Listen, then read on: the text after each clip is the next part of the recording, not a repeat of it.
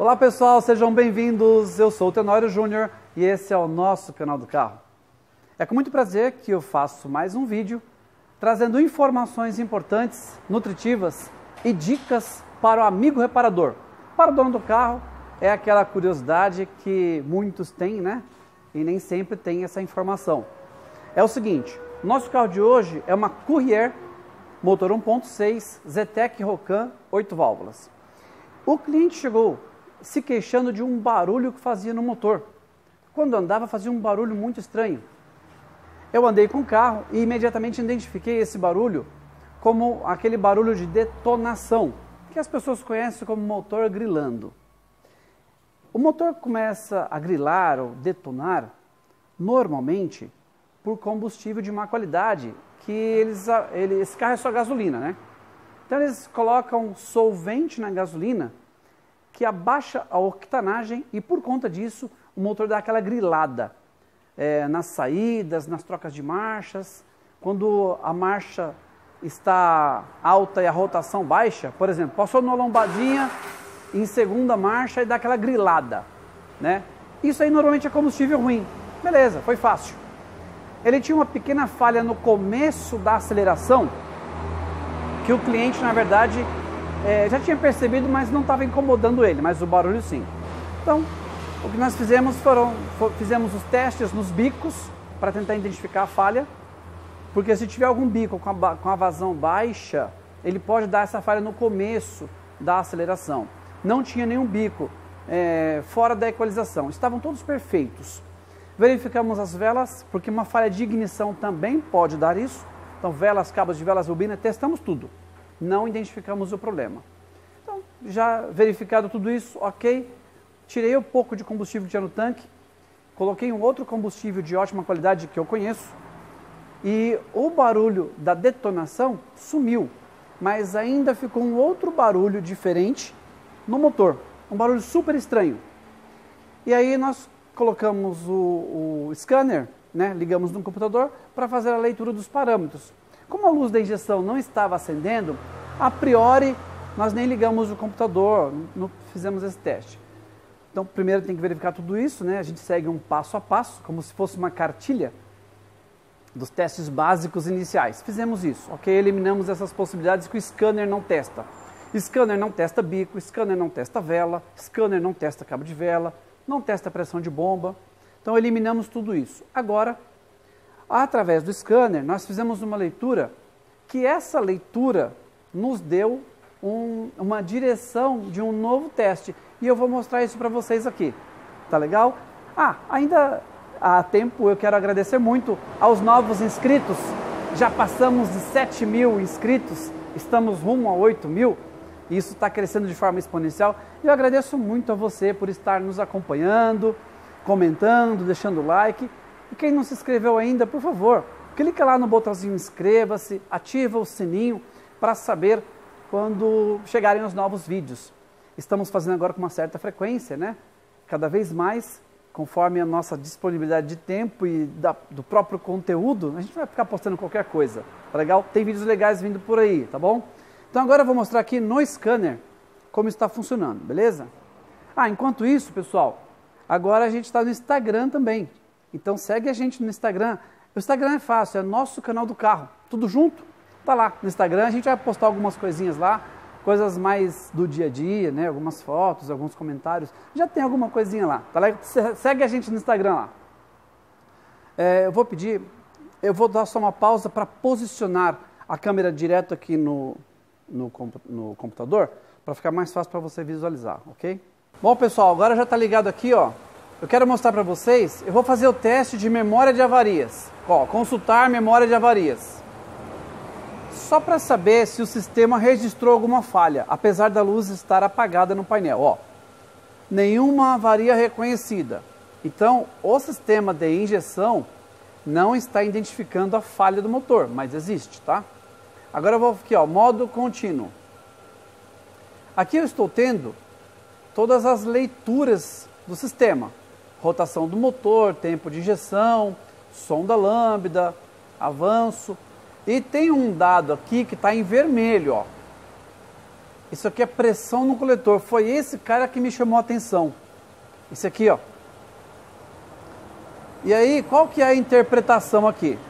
Bom, o funcionamento do motor, a marcha lenta dele, ela está pouca coisa irregular. Aqui pode ser um defeito no próprio sensor, que está lendo, mas lendo errado, ou realmente ele informando o que está acontecendo no motor, que é o que eu acredito que esteja acontecendo. Se o reparador não se atentar, ele vai trocar essa peça e pode ser que não seja ela o problema. Então tem mais um teste que a gente pode fazer relacionado a esta leitura, que é a pressão, ou seja, que é a pressão do coletor, mas é a depressão, né? A gente vai medir lá dentro do sistema o que pode estar causando isso. E esse teste eu vou mostrar para vocês.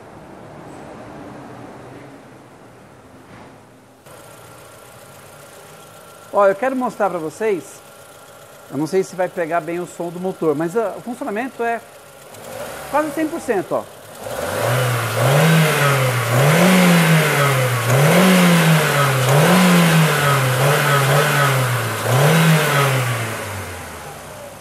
Andando com esse carro, ele está aparentemente quase normal, mas tem um defeito que é uma falha no começo de aceleração e o sensor MAP está muito fora. Vou fazer esse teste, eu quero mostrar para vocês, porque eu já tenho quase certeza do problema, mas eu vou testar para comprovar. Se não comprovar, também a gente vai ter uma outra direção, mas vamos lá fazer o teste. Agora nós vamos fazer o teste aqui de estanqueidade dos cilindros ou de vazamento de cilindros. Lembra daquela ferramenta? Aquela ferramenta multiuso? Pois é, em outros vídeos nós usamos essa ferramenta para testar sistema de arrefecimento. Agora a gente vai testar outra coisa, porque esse carro não tem problema de arrefecimento. Ele tem perda de vácuo lá no sistema, ou perda de pressão no sistema do MAP, né? E qual é a suspeita? A suspeita é de junta de cabeçote queimada, ou válvulas queimadas, válvulas presas, que provocam a perda de pressão dos cilindros. Vamos fazer o teste aqui, ó. Ele já está posicionado no quarto cilindro. Eu vou conectar aqui.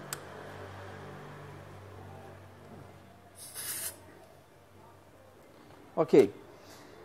Então aqui, pessoal, nós deixamos o pistão no topo, que é o ponto máximo superior, as válvulas fechadas, e vamos aplicar uma pressão de ar. Olha lá, vê se você consegue pegar aqui, André, por favor. Enquadrou? Beleza, vamos lá. Olha aí, pessoal. Ó, a pressão está lá no verde, ó. Então tá legal. Ok, esse cilindro tá bacana. O defeito não está nesse cilindro. Eu vou agora colocar essa ferramenta em outro cilindro. Vamos virar aqui.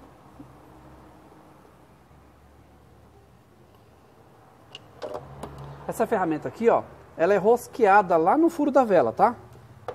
Para aqueles que não sabem. Aqui tem uma chave de fenda que me ajuda a identificar a posição do pistão. Aí, vou pedir para girar, gira por favor.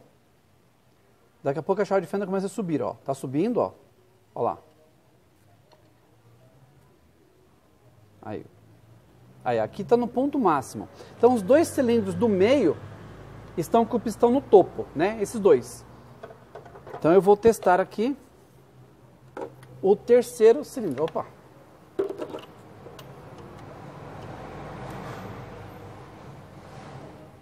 Aqui não preciso apertar muito.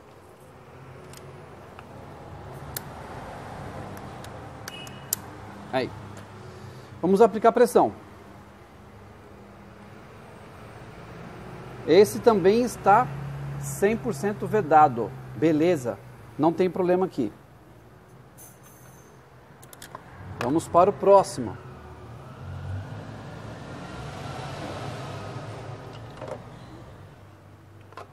De novo, por favor. Espera aí, deixa eu colocar lá. Agora, o pistão que vai subir é o pistão da ponta. Aí já está subindo.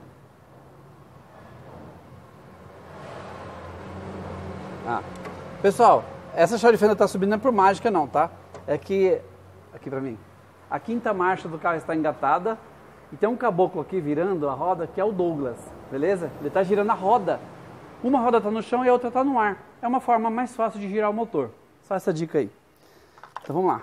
É que pro leigo, né, pra pessoa que é leiga, fala, nossa, como é que isso está acontecendo, né? Mágica? É não. É o Douglas. Vamos lá. E quem está filmando é o André. 3 caras, olha a equipe, hein, para fazer um vídeo desse aqui. Então vamos lá. Agora já está posicionado no primeiro cilindro. E vamos aqui. Aí, ó. Ó o barulho, pessoal. Não tem pressão. Agora eu vou mostrar para vocês o que eu já suspeitava, só não sabia onde estava. Vamos fazer aqui. Eu até fiz aqui uma adaptação, ó. Isso aqui foi uma ideia do André, né? A gente pegou só a parte da rosca de uma vela, eu cortei, ficou só a rosca. Colocamos uma mangueira e uma rabiola aqui, ó. Isso aqui é para você ver o ar que está vazando. Vamos lá. Essa mangueira está colocada no primeiro cilindro. Isso aqui eu vou colocar no segundo cilindro, ó. Ó que legal. Você vai ficar impressionado, hein? Não vou nem rosquear muito. Só até encostar para não ter problema de vazar lá embaixo, ó. Aqui, beleza? Agora, cara, o negócio está indo sozinho. Eu vou colocar de novo a pressão de ar aqui, ó. Meu, já está saindo lá, André. Ó, vou colocar a pressão de ar, pessoal. Ó. Olha a rabiola aí, ó.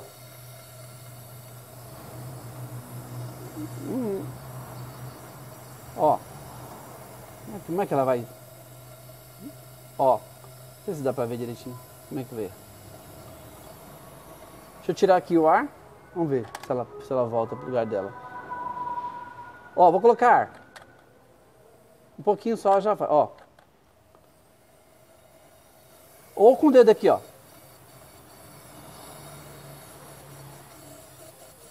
Bom, eu imagino que o áudio esteja sendo captado pelo microfone.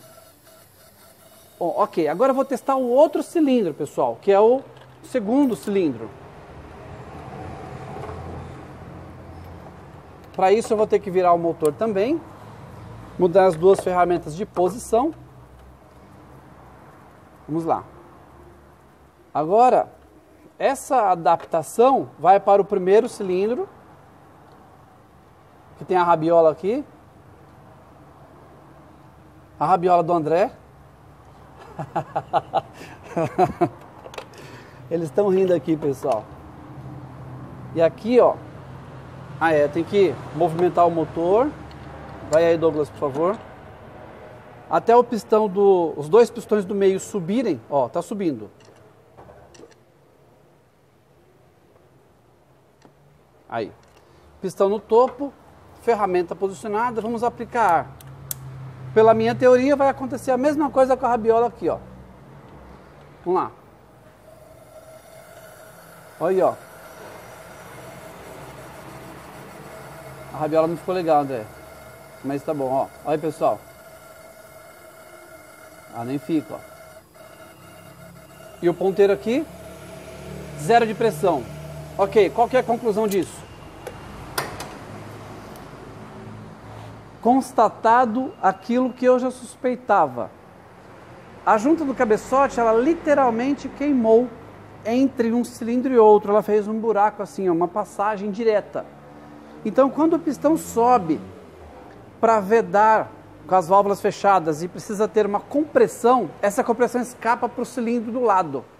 Por isso que sai ar na outra vela. E a mesma coisa acontece com o outro. Então, não tem 100% de compressão nem num cilindro, nem no outro. Por isso que tem aquela falha no começo. Tá legal? Agora nós vamos tirar esse cabeçote. E quando tirar, eu vou fazer questão de mostrar para você ver, para a gente constatar esse fato. A junta literalmente queimada. Tá legal? Espero que vocês tenham gostado até aqui. E vamos seguir aí. Beleza? Dando continuidade aqui ao cabeçote da Courier. Agora nós já tiramos o cabeçote e bingo! Quero mostrar para vocês aqui a situação da junta do cabeçote. Vem ver. Olha aqui, ó, pessoal. Exatamente aqui, ó, está aberta a junta. Eu vou tirar para vocês verem, tá? Fica observando aí, ó. A junta ainda está colada. Eu deixei para tirar na hora porque aqui a gente mata a cobra e mostra o pau, meu amigo. É isso aí. Aqui não tem fake. Olha. E detalhe, pessoal. Nós também já descobrimos aqui a causa disso. Vamos mostrar para você quando formos ali para a bancada. Então, olha só. Aqui é o seguinte, a gente amarra aqui um arame na corrente, porque essa corrente, se soltar, ela cai lá para dentro do motor. Então a gente não quer deixar ela cair. Vou mostrar aqui. Espera só um pouquinho, deixa eu só amarrar de novo, tá?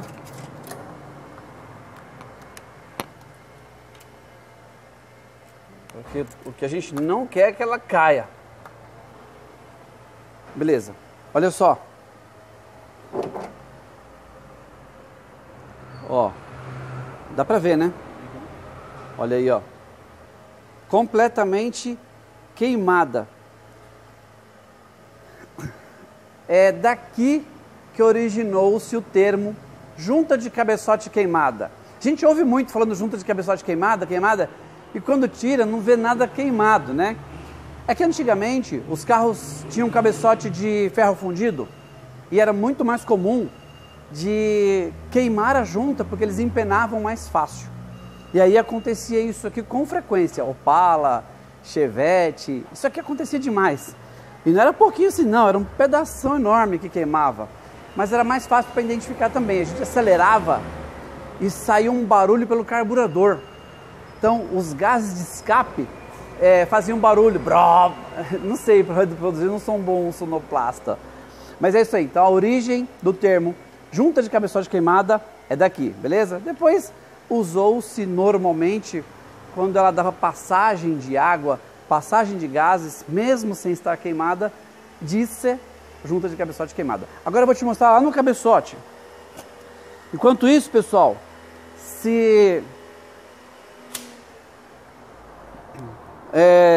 siga-nos no Instagram também, tá? É nosso canal do carro. Eu vou deixar escrito aqui embaixo. Porque eu vou postar algumas coisas aqui do nosso dia a dia. Coisas mais rápidas, né? E vamos lá. Olha só. Deixa eu pegar aqui uma chave de fenda. Quero mostrar aqui, ó.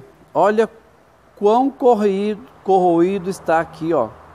Aqui é onde tem a água, onde passa a água. E aqui é a câmara de combustão. Então essa água não pode atingir aqui nem a água, nem os gases daqui podem passar para a câmara de combustão, para o sistema de arrefecimento. E aqui, ó, é exatamente onde estava o problema. E por que aconteceu isso aqui, pessoal? Por que queimou a junta? Olha aqui também, ó. Já falo por que foi. Olha como corroeu aqui, ó. Agora eu vou falar por que acontece isso. A corrosão acontece pela má manutenção ou falta de manutenção. O sistema de arrefecimento, ele precisa ter no líquido aditivo anticorrosivo e água desmineralizada. Acontece que muitas pessoas não fazem a troca preventiva disso. Coloca lá, nunca mais faz a manutenção. Chega uma hora que esse aditivo, quando perde já seus efeitos anticorrosivos e acontece isso aqui, ó. Aí corrói tudo, corrói cabeçote, corrói bloco, fura selo, estoura a bomba d'água, que sofre bastante com isso. Então a manutenção do sistema de arrefecimento evita esse tipo de coisa. Então aquela manutenção barata, programável, o cara leva o carro na oficina, quer fazer a limpeza, ele vai no dia que ele quer, na hora que ele pode, está disposto, tem o dinheirinho reservado para fazer aquele trabalho, evita isso aqui, ó. Tá legal? Agora, então corroeu, tá, mas o que isso tem a ver com a junta queimada? Acontece o seguinte, essa corrosão gerou um excesso de pressão no sistema que ocasionou em superaquecimento, e no superaquecimento o cabeçote empena. Então aqui tem o bloco do motor, a junta no meio e o cabeçote. Se estiver perfeitamente assentado, não queima. Quando empena, faz isso. Fez isso aqui, passa fogo no meio literalmente e queima. Tá? Por isso que acontece. Legal? Espero que essa dica tenha sido útil para você. Se você gostou, aperta o botãozinho lá, o joinha, deixa o like pra gente. Se você não se inscreveu ainda, inscreva-se. E tem a nossa apostila do curso de MBA, que agora tem um link exclusivo, que eu vou deixar o link aqui não, vou deixar na descrição do vídeo o link exclusivo. Você clica no link, você vai entrar no site da Hotmart e lá você faz a sua compra pelo cartão de crédito. Agora ficou super fácil, tá legal? Obrigado aí e até o próximo vídeo, pessoal.